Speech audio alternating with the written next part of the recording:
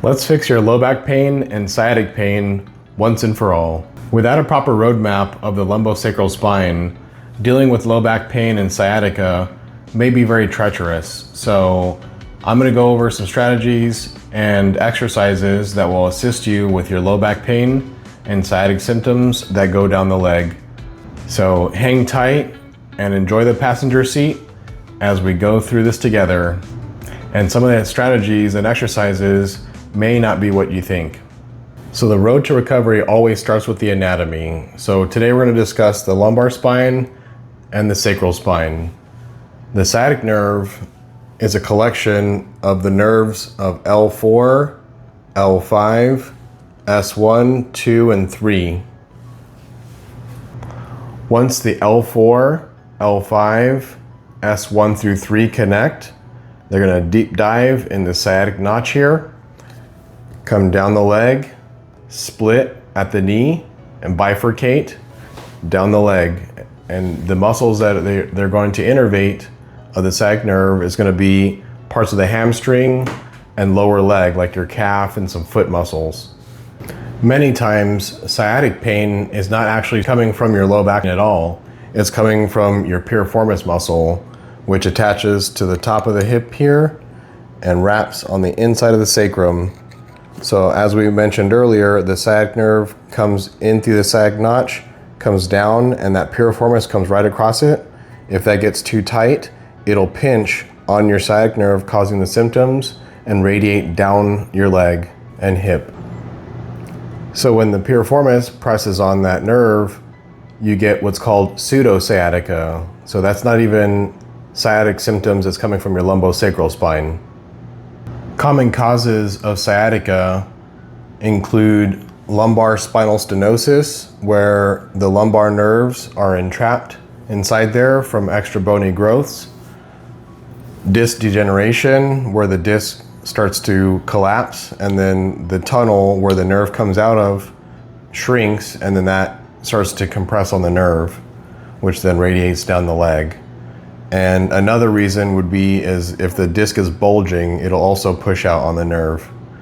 And another reason that you can get sciatica is if your lumbosacral spine has what's called spondylolisthesis, and that's where a condition where your lumbar spine slides forward, and when it slides forward, it'll also compress the nerve because there's less room in that little tunnel for the nerve to move. So we're going to work on some strategies that's going to help with the nerves of the lumbar spine and the sacral spine to move better in and outside of the hip to decrease your symptoms. So hang with me. We're all done with the anatomy right now, and let's move on to the exercises. So first things first, let's go ahead and do some mobility exercises for the low back in order to lubricate your spine and allow for the nerve to have freer mobility. So for the first exercise, it's called the lower trunk rotation. And that one's gonna be for 20 repetitions. And what you're gonna do for that one is you're gonna bring your knees side to side, rotating your hips and low back. And that should just be gentle. You can start by doing small motions and then working your way up to a little bit further if you can tolerate it.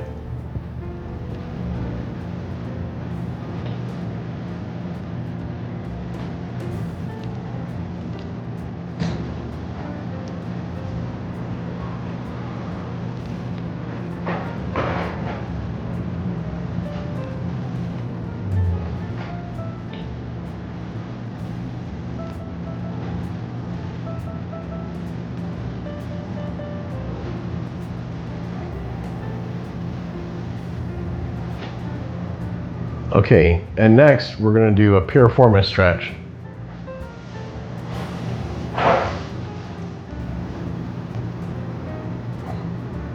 So for this one, you're just going to grab your knee and you're going to pull to your opposite shoulder. And you're going to hold that stretch for 30 seconds.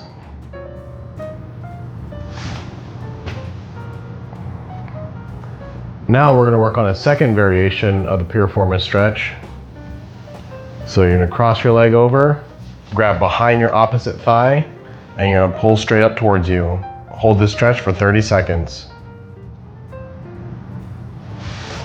Next, we're going to follow the pathway of the sciatic nerve as it goes down the leg. So this next one is called a sciatic nerve glide. So what you want to do is you want to grab behind your thigh and you're going to kick up towards the ceiling and pull your foot back towards you, holding that for 2 seconds and then coming back down.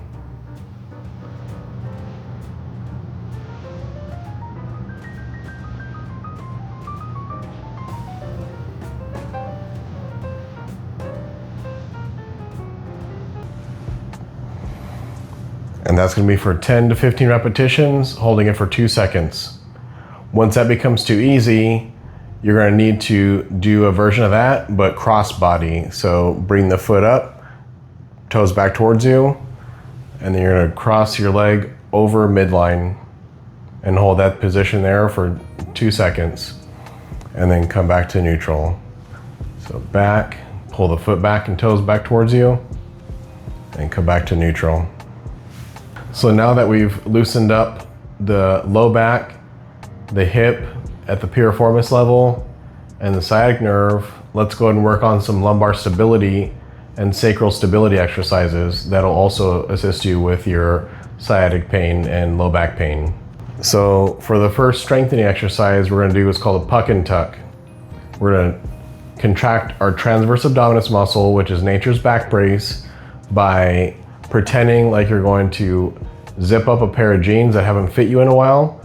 So you're just gonna suck it up, draw it in, hold that position for 5 seconds, and then you're gonna relax.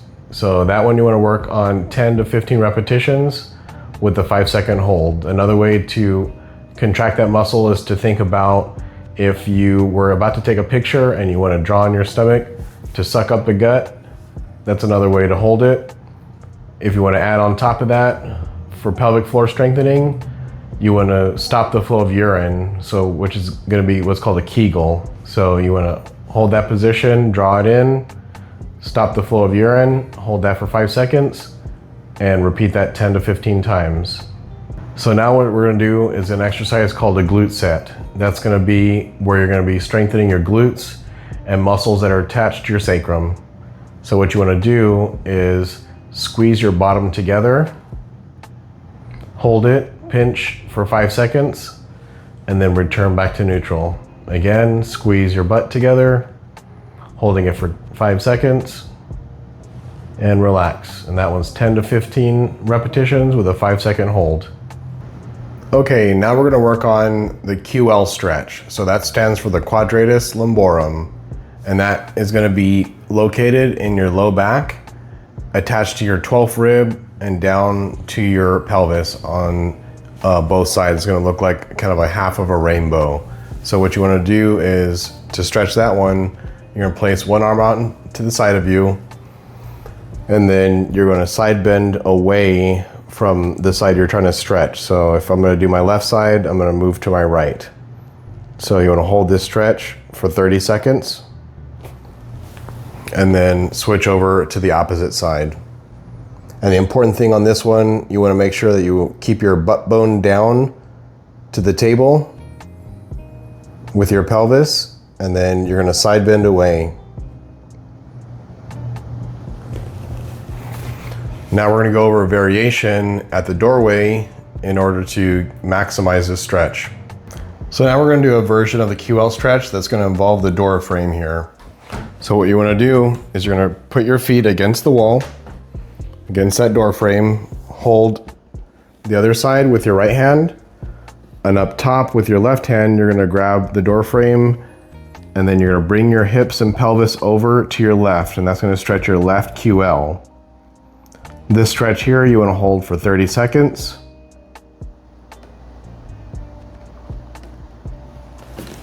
And then repeat on the other side. So feet over here, and then bring your hips out to the right. So this is the exercise that you stay tuned for. So Vesalius here is going to help show you a technique if you have spondylolisthesis, and better yet, anterolisthesis, which is going to be where you have your top vertebrae that's going to slip forward over your lower vertebrae. So in this regards, We've got L4 that's being pinned against the table.